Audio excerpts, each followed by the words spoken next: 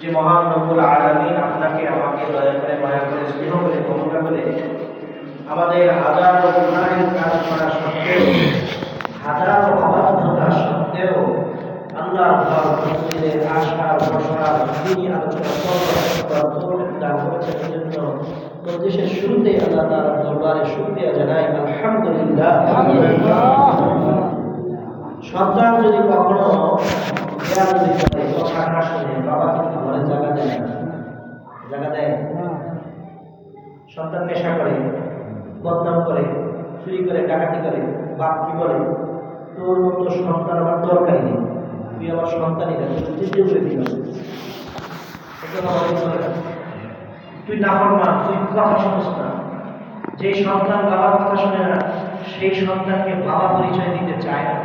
অথচ আপনি আমি আল্লাহর কত অবাধ্যতা প্রতিনিয়ত করি, মুহূর্তে করি। আল্লাহর ঘর পবিত্র এই ঘরের মধ্যে যে আল্লাহ তাআলা আপনার আমাকে আনছেন, আল্লাহ তাআলা যে ঢোকার মতো সুযোগ দিচ্ছেন, এটা আমার কাছে শুকরিয়া আদায় করার দরকার কি দরকার? সন্তান যে পরিমাণ অবাধ্যতা বাবার সাথে করলে ঘরে ঢুকতে দেয় না, তার চাইতে হাজার কোটি গুণ বেশি অবাধ্যতা আল্লাহর সাথে, হাজার লক্ষ কোটি গুণ বেশি। সামান্য একটু বেয়াদবি করলে, একটা হুকুম না মানলে তুই আমার ঘরে আসবি না, তোর ঘরে ভাত খাওয়া বন্ধ করে, ঘরে খাওয়া বন্ধ, তুই আমার খাইয়া আমার মেয়া আমার সাথে তুই করস বেয়াদবি।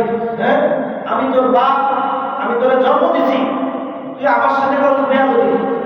এরকম জিদ আসে কি আসে না? বলে আসে না? তাহলে আল্লাহ তাআলা দেখেন, আল্লাহ তাআলা আমাদের যে হাজার রকমের গুনাহ, চলতে গুনাহ, ফিরতে গুনাহ, হাঁটতে গুনাহ, ঘুমাইতে গেলে গুনাহ, খাইতে গেলে গুনাহ, লেনদেন করতে গেলে গুনাহ, সব জায়গায় আমরা গুনার কাজ করতেছি, অবাধ্যতা করতেছি। গুনার কাজ মানেই তো আপনার অবাধ্যতা করা। গুনার কাজ মানে হলো শয়তানকে খুশি করা, আল্লাহর অবাধ্যতা করা। নাকি গুনার কাজ করে আল্লাহকে খুশি করা যায়? গুনার কাজ করলে কে খুশি হয়? শয়তান খুশি হয়। আর নারাজ হয় কে? আল্লাহ তাআলা নারাজ হয়। বান্দা, তোমাকে আমি এই কাজটা করতে নিষেধ করলাম, তারপরেও তুমি কেন এই কাজটা করলে? এত সত্ত্বেও মহান রব্বুল আলামিন আপনাকে আমাকে তার ঘরে যে আসার মতো, ঢোকার মতো অনুমতি দিয়েছেন। আল্লাহ